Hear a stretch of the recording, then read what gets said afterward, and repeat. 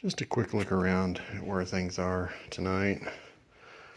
I didn't film any yesterday, and I didn't film tonight until now. Getting ready to go in. I just kind of wanted to turn the radio on and get some work done.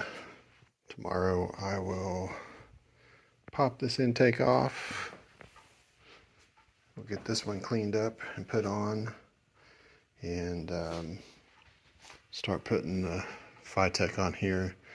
As you can see, there's parts everywhere. Fortunately, I'm at the point where stuff's going to start going back together on this vehicle anyway.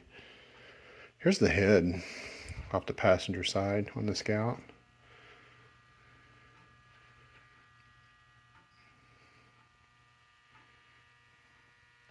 I don't see any cracks or anything. I haven't taken the valves out yet, but it's kind of interesting how much lighter colored that valve is than the others. But number 4, this is the front, so 2, 4, 6, 8. There's the Holley 2-barrel. It's the first Holley I've ever owned, and I gotta say, I've been pretty pleased with it, even though it's badly in need of a rebuild because it leaks.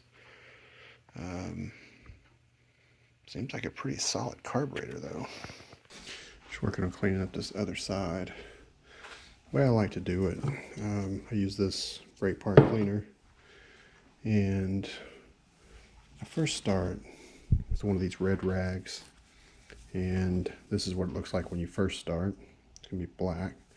I just keep going until I don't get any more black off. And I switch to paper towel, something white. And just same thing with the brake parts cleaner, and just go around the surface here, make sure that my paper towel is still white when I'm done. And it tells me that I got a good, clean, oil-free surface. Put the intake on. It's kind of odd, bright, shiny intake manifold on a greasy engine, but let's get ready to get the FiTech unit back out of its protective bag, ready for it. One thing I really hope is that I'll be able to put the FiTech on, still use my the stock air intake cleaner and not have to use that chrome thing anymore. Never wanted to use it in the first place on the Scout, but it had a clearance issue.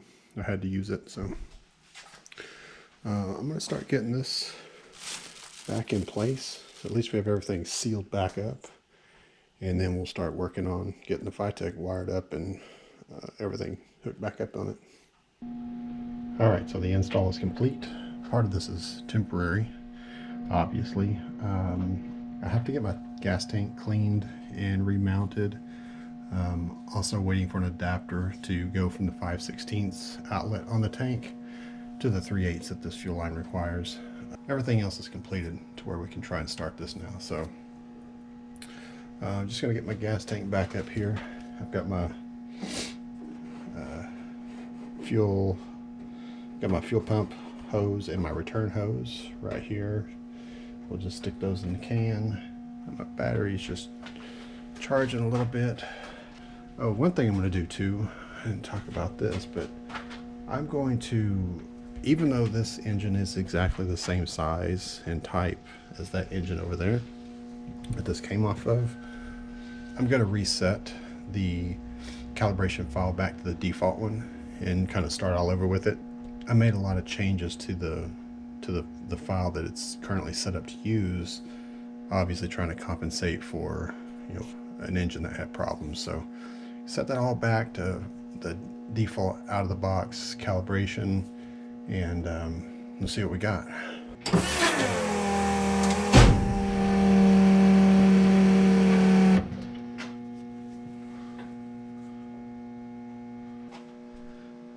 And now you see these are all of my calibration files here.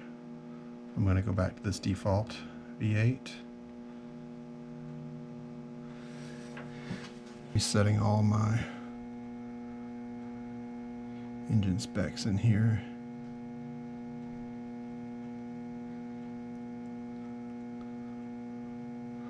And you'll be thinking, why in the world he's setting the rev limit at 4,000? That's actually the max RPM on these engines.